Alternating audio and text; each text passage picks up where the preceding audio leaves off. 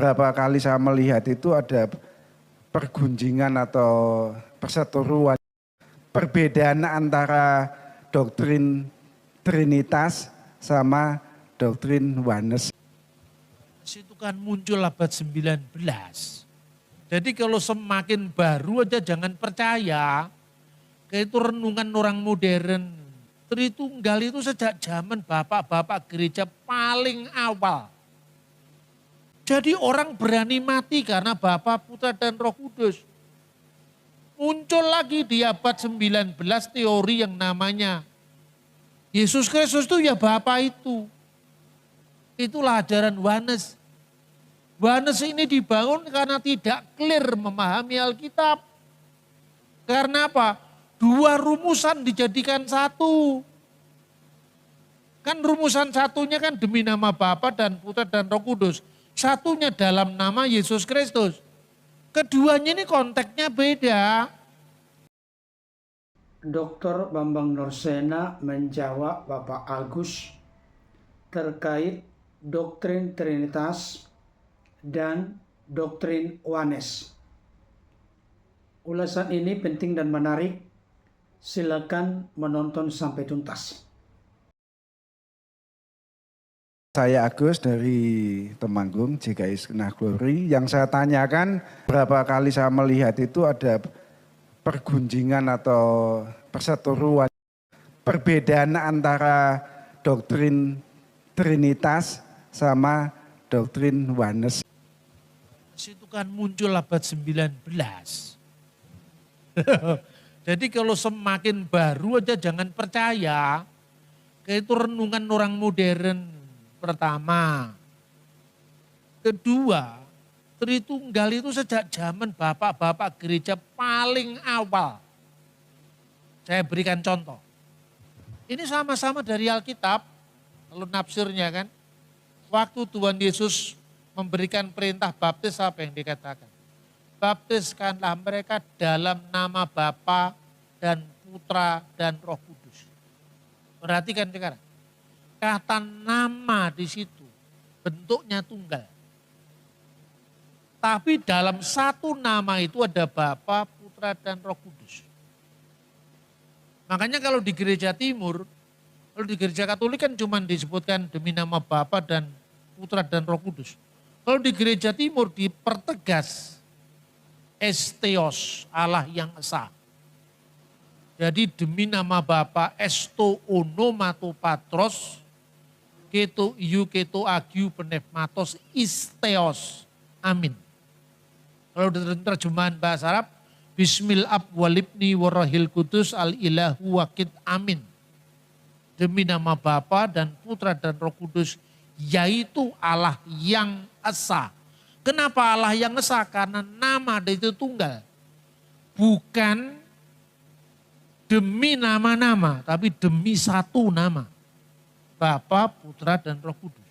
Clear. Muridnya Yohanes, namanya Polikarpus, Alkides Polikarpus. Polikarpus itu disuruh menyangkal Yesus. Kamu tahu, kaisar itu bisa memberi hidup dan menentukan kematianmu. Bekerja samalah dengan saya Bapa. Kamu jangan menyusahkan saya. Apa sulitnya kamu sangkal Yesus? Kamu akan diberi hidup. Dia jawab apa? Ini sudah tua, umur 86 tahun. 86 tahun saya mengikuti dia. Dan tak sekalipun dia pernah mengecewakan saya. Dia pilih mati ketimbang dia menyangkal Yesus.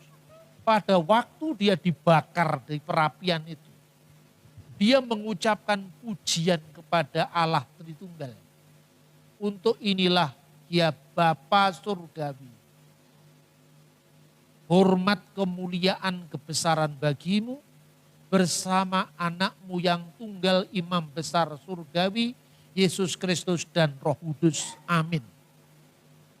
Jadi orang berani mati karena Bapa, Putra, dan Roh Kudus. Muncul lagi di abad 19 teori yang namanya Yesus Kristus itu ya Bapa itu. Itulah ajaran Oneness. Oneness ini dibangun karena tidak clear memahami Alkitab. Karena apa? Dua rumusan dijadikan satu. Kan rumusan satunya kan demi nama Bapa dan Putra dan Roh Kudus. Satunya dalam nama Yesus Kristus. Keduanya ini konteksnya beda. Ketika dia makan esto onoma to Yesus Kristus. Dalam nama Yesus Kristus. Dalam. Kenapa dalam? Karena dibaptis dalam nama. Ketika orang dimasukkan dalam air, itu artinya ke dalam nama Yesus. Sedangkan dalam nama Bapa dan Tuhan Roh Kudus itu iman yang dipahami. Bapa, Putra dan Roh Kudus. Tapi berkat salibnya Yesus gitu loh. Ketika itu dikaitkan dengan baptisan esto onomato Yesus Kristus. Tapi ketika berkaitan dengan pengorbanan Yesus, kata yang dipakai bukan esto onoma, tapi epi tu onoma. Di atas nama Yesus Kristus. Kenapa di atas nama? Semua ada dalam Alkitab, dalam Kisah Para Rasul. Kenapa di atas nama? Di atas nama, di atas kuasa, di atas pengorbanan Yesus Kristus, kamu menjadi percaya. Di dalam Yesus itu, di dalam baptisan, orang diselamkan karena apa? Karena Yesus Kristus. Dalam nama Bapa dan Putra dan Roh Kudus menjadi umat yang satu dari Allah yang kita sembah, yang adalah Bapa wujud Allah, Putra firman Allah, Roh Kudus rohnya Allah. Tidak perlu dipertentangkan. Tapi kemudian orang mengatakan Bapa, Putra, Roh Kudus itu ya Yesus itu ya salah. Yesus itu bukan Bapa. Yesus itu firman-Nya Bapa yang menjadi manusia. Jelas nama Yesus itu bukan nama Allah dalam keabadian. Itu nama kemanusiaannya ketika menjadi manusia.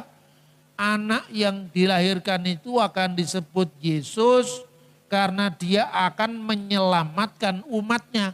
Jadi dinamakan Yesus itu ketika firman jadi manusia. Kristus itu pengurapan. Sebagai Mesias itu, makanya diurapi itu Masiah, Hamasiah yang diurapi. Tidak perlu dipertentangkan. Terus kedua, Yohanes itu mengaburkan antara kristologi dengan Tritunggal. Kristologi itu Yesus itu sepenuhnya Allah, sepenuhnya manusia. Yang satu dengan Tritunggal itu kealahannya, kemanusiaannya yang enggak. Karena kemanusiaannya mati, kemudian disalib, kemanusiaannya bisa lapar, kemanusiaannya bisa haus, itu kan kemanusiaannya. Jadi kalau Bapa itu Yesus, berarti Bapa bisa mati, padahal Allah tidak bisa mati. Yang disebut Allah Sang Bapa itu merujuk pada keilahian wujud ilahi. Makanya tidak seorang pun pernah melihat Allah. Jadi Allah Bapa tidak bisa digambar. Yang gambar Allah Bapa itu ajaran Mormon. Mana Allah Bapa bisa digambar? Alkitab mengatakan Allah itu tidak ada seorang pun yang melihat. Tapi anak tunggal yang di pangkuan Bapa, dialah yang menyatakannya. Kenapa Yesus bisa digambar? Karena sudah berinkarnasi menjadi manusia. Clear kan ajaran Alkitab itu. Makanya sebetulnya salah satu muncul bingar-bingar perdebatan itu karena kita tidak setia pada bapak-bapak gereja kita. Kalau belajar Alkitab jangan langsung Luther. Luther kan baru abad 16-15. Harus dari setelah Yohanes punya murid namanya Polikarpus. Polikarpus punya murid namanya Irenaeus. Irenaeus punya murid namanya Hippolytus. Harus urut sampai zaman modern gitu loh. Kalau gitu, ya Bapak gereja kan bisa beda pendapat. Beda pendapat kan masih dekat dengan peristiwa. Daripada kamu percaya dengan teolog Jerman yang hidup 2000 tahun setelah peristiwa.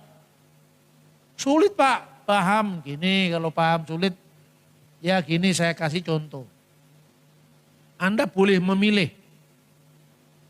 Pilih saya atau pilih Sentot Prawiro Dirjo tentang Diponegoro? Pilih mana? Sentot Prawiro Dirjo bukan doktor loh, saya doktor loh. Ayo sekarang, Sentot Prawiro Dirjo kalau memberi informasi tentang Diponegoro, kesalahannya sedikit. Ya dia bisa salah karena dia bukan Diponegoro kan. Kira-kira Bapak Gereja bisa berbeda pendapat misalnya tadi tentang Julius Africanus dengan Agustinus bisa beda pendapat. Tapi perbedaan pendapat itu bukan pada masalah doktrin utama. Doktrin utamanya sama. Itu masalah sejarah, masalah yang lain-lain itu bisa beda kan. Terus Anda ditanya, Diponegoro lebih suka rawon atau lebih suka gudeg atau lebih suka bakso ulek? Anda tanya itu kira-kira, tanya ke saya. Atau tanya ke Peter Carey, gak tanggung-tanggung. Itu ahli Pangeran Diponegoro. Tapi dia orang Inggris. Bahasa Jawa aja dia hebat Diponegoro. Tapi kalau nembangan kalah dengan saya. Ayo sekarang. Jarak budaya kan, jarak masa. Jadi percayalah sama Sentot Prawiro Dirjo ketimbang percaya kepada saya. Karena dia hidup sehari-hari mengalami bersama Diponegoro. Oh katakanlah Sentot nggak tahu, nggak pernah ada catatannya, anaknya Sentot. Berarti generasi kedua jauh lebih bisa dipercaya ketimbang saya juga. Karena saya jaraknya 200 tahun. Dia tidak berjarak karena dia muridnya. Kira-kira seperti itu yang saya maksudkan dengan bapak-bapak gereja.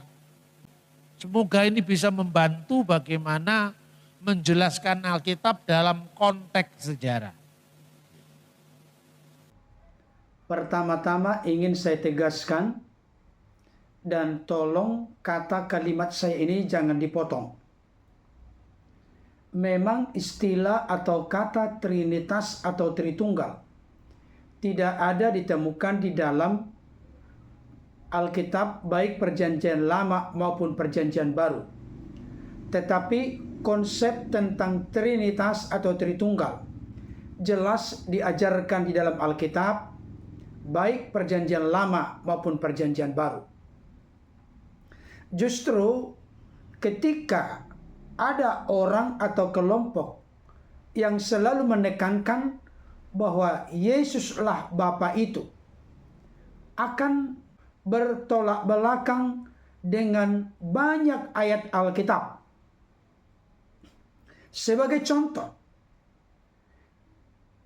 Bapa yang mengutus Yesus. Kalau Yesus adalah Bapa, berarti Bapa mengutus dirinya sendiri. Kalau Yesus adalah Bapa, kita tahu Allah yang disapa dengan Bapa itu kekal adanya dan tidak pernah mengalami kematian. Tetapi Yesus dalam keadaannya sebagai manusia mengalami kematian. Di dalam Kejadian 1 ayat 1 sampai 3, di sana kita temukan ayat 1 ada Allah atau Elohim. Ayat 2 ada Roh Allah atau Ruach Elohim. Ayat 3 ada firman Allah. Karena dikatakan di sana berfirmanlah Allah. Allah bisa berfirman karena Allah sejak kekal telah memiliki firman. Realita firman itu sudah ada sejak Allah itu ada atau sejak kekal. Jadi ada Elohim, Ruach Elohim, Dafar Elohim. Kejamakan itu terlihat di dalam keesaan Allah itu.